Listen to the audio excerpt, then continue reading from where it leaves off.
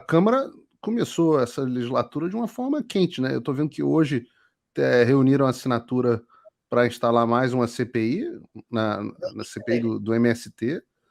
A gente está aí, estou acompanhando essa discussão, queria até que você falasse mais sobre, tanto sobre essa CPI do MST, Bia, como essa questão essa discussão da CPMI, que hoje ou ontem, sei lá, no Senado, o Pacheco tá tentando com Gilmar Mendes e companhia ressuscitar a CPI para a CPI ser só lá no Senado, tentar melar a CPMI. Como é que você está vendo isso? Como é que estão as conversas que vocês estão ouvindo aí nos bastidores que a gente não está? A gente está bem preocupado com isso, porque nós já temos as assinaturas para a CPMI, para quem não sabe, é uma comissão, CPI, Comissão Parlamentar de Inquérito. CPMI é Comissão Parlamentar Mista de Inquérito. A CPI, ela pode ser ou na Câmara ou no Senado. A CPMI é nos dois juntos, é o Congresso, Câmara e Senado. E o que acontece? Os atos do dia 8, eles se passaram tanto dentro da Câmara como dentro do Senado. Destruíram muito ali do Senado, uma boa parte também do plenário da Câmara. Todos nós temos legitimidade para querer investigar, tanto deputados quanto senadores. A CPMI, ela foi de iniciativa de um deputado do PL, o André Fernandes, PL do Ceará, que é um cara super bacana, e que conseguiu angariar mais do que as assinaturas necessárias, tanto na Câmara como no Senado. Só que para você instaurar essa CPMI, tem que ter uma sessão do Congresso, o Congresso se reúne quando é para votar os vetos, as derrubadas ou manutenção dos vetos presidenciais, ou no caso das PLNs, que são aqueles projetos também sobre o orçamento. E o Rodrigo Pacheco é que tem que convocar, porque ele é o presidente do Senado e presidente do Congresso. Bom, ele até agora não convocou. E ontem o senador Eduardo Girão, que todos nós conhecemos muito bem, admiramos muito, ele fez um pronunciamento cobrando do Rodrigo Pacheco, lá no Senado, que convoque uma sessão do Congresso para instaurar essa CPMI.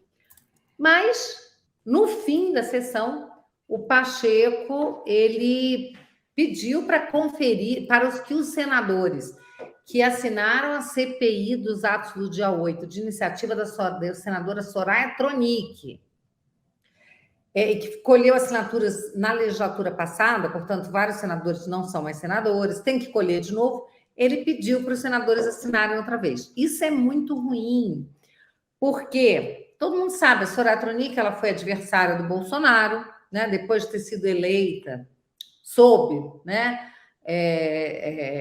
as asas do Bolsonaro da primeira vez, né, quando ela foi eleita em 2018, como bolsonarista e tal, ela rompeu, né, com o Bolsonaro e foi até adversária dele aí nas... Não ganhou os carguinhos que queria e rompeu com o Bolsonaro. Pois é. Aí... E se afundou, né? Porque se ela for... nada. Se for a CPI dela, o governo do Lula vai tentar dominar essa CPI, igual eles fizeram lá com a CPI do Covid, aquele absurdo todo que eles fizeram. Mas se for a da Câmara e o Senado misto, eles não vão conseguir fazer isso, até porque na Câmara, né, a oposição é muito mais forte. O governo não tem base nenhuma na Câmara. E o Pacheco parece ter bem mais facilidade para controlar o Senado do que... E uma disposição de agir mais como se o Senado fosse dele do que o Lira, né? O Lira parece ser uma pessoa de mais ponderação no trato do que o Pacheco, que não respeitou nem a proporcionalidade nas comissões. Olha, o Pacheco... PL não ganhou nada Isso é um absurdo. Ele está retalhando. Ele é dono, ele é o dono do Senado. Ao invés de usar o princípio da proporcionalidade que rege, né, o parlamento, então, os partidos, de acordo com a quantidade de parlamentares que possuem, é que eles têm acesso às comissões, a presidir as comissões, às relatorias. O Pacheco não está fazendo isso, né? Ele está tratando como se fosse uma coisa privada dele e não uma coisa pública, né? Então, é bastante complicado isso. A gente está em cima, a gente vai marcar uma reunião. Você acha que... vai pedir uma audiência. Você acha que pode acontecer essa manobra dar certo, ô Bia, deles conseguirem instalar a CPI e melarem a CPMI e no final virarem as coisas e acabarem controlando a narrativa e usarem a CPI para perseguir mais ainda as pessoas que estavam lá no 8 de janeiro? Olha, Antes dela responder, ô Paulo, só lembrando que a gente está no Brasil do Lula. Só lembrando disso. Eles conseguiram colocar o Lula no Planalto. Eu acho que era um país que eles conseguiram fazer toda essa maracutaia para colocar esse homem lá, tudo é possível. Ô Paulo, a gente vive uma grande insegurança jurídica, onde a lei não vale mais, a Constituição não vale mais, então a gente não tem a menor previsibilidade.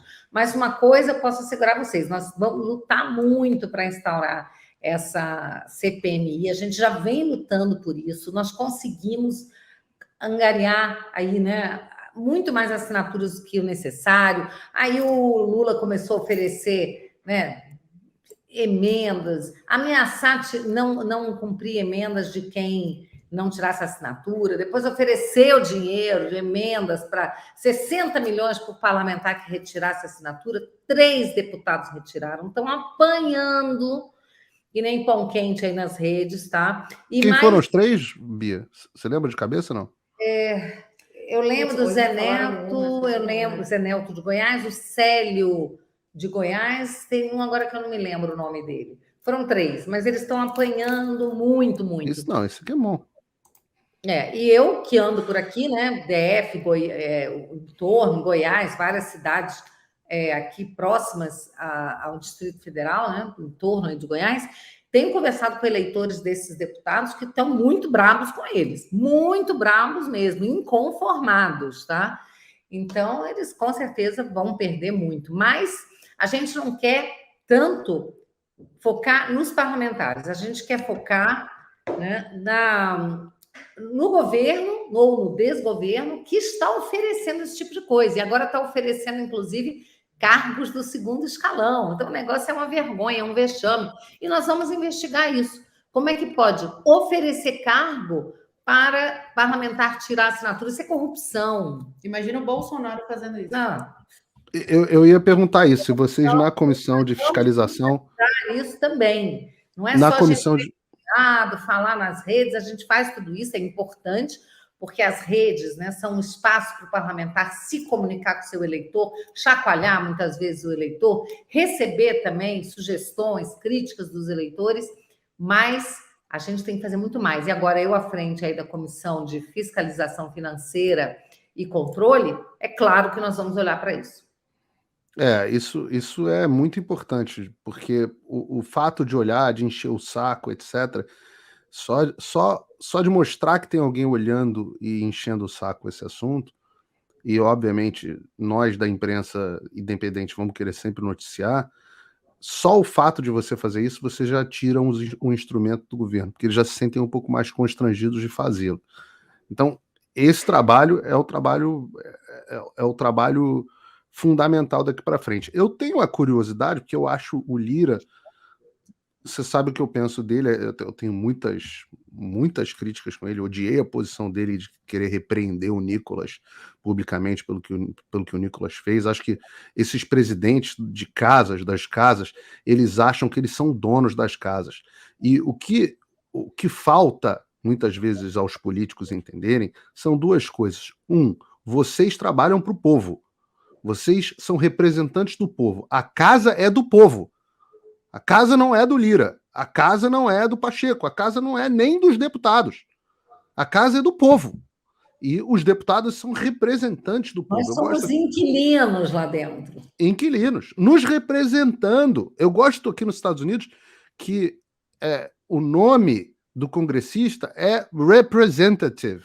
Representante. Para ficar claro o que é a função que vocês têm aí dentro. O presidente da Câmara ou o presidente do Senado, eles são burocratas nomeados pelos seus pares, não pelo povo, nomeados pelos seus pares para conduzirem a burocracia da casa.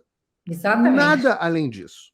Não tem nada além disso. Eles não são superdeputados, eles não têm... Então, assim, eu vejo constrangido um deputado como Lira, inexpressivo, mas que é um cara que tem bastante visibilidade política, querendo chamar a atenção do deputado federal mais votado do Brasil. Eu falo assim, não está ao contrário, não? Quem representa mais gente é o Nicolas, mais do que o Lira. Então, peraí, vamos devagar. Cada um, vocês são todos iguais, presidente ou não presidente, e o Lira não é dono da casa para repreender ninguém. Posto isso, eu admiro várias características do Arthur Lira. Tem várias coisas dele que eu admiro. Uma delas é que ele é um cara hábil. Ele não é um cara muito corajoso, de postura, de comprar briga, acho que ele foi omisso, mas ele é um cara hábil. Será que uma pessoa tão hábil vai ver a CPI, que teria protagonismo na casa dele, ser surrupiada pelo Pacheco? E vai deixar isso barato? Porque, pelas articulações dele, pela capacidade de articulação dele, ele tem muito poder, Bia. Não tem muito poder. Oi, tudo bem? Essa altura você já deve estar sabendo que censuraram e desmonetizaram todas as minhas redes sociais no Brasil, além de bloquearem minhas contas bancárias e até cancelarem meu passaporte. Então, se você gosta do meu trabalho e acha que vale a pena apoiá-lo para que ele continue, eu te convido para clicar no link aqui embaixo e acessar o meu Locals. Lá você tem acesso de graça a todas as minhas postagens, sem censura, mas também tem conteúdo exclusivo para membros pagos. E membros premium podem, inclusive, trocar mensagens comigo, além de outros benefícios. Dê voz a quem te dá voz, que a gente não vai parar. Obrigado.